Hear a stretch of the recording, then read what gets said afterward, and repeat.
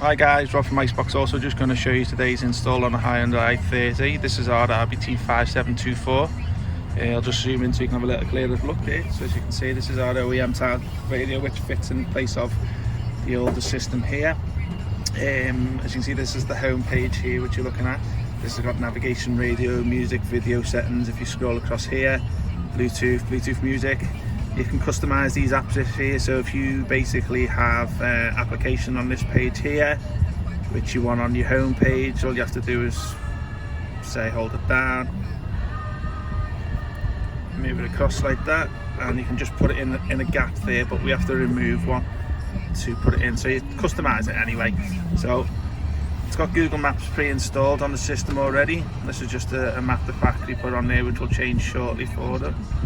Let's go for the radio option there. That's your FM AM radio. All these buttons work down here, which is your source button, radio, your phone buttons, navi, setup, etc. So I'll just keep it quick today. Put a rear camera on it too. There's your Google Maps there, so you can put that on the home page, work with the steering wheel controls and everything like that. This is an online map, so you will need the data connection on the phone. As you can see, it just loading up there. It's got the Play Store, which is on here. I'm just doing a couple of updates at the moment. You can see the Play Store will come on in a moment.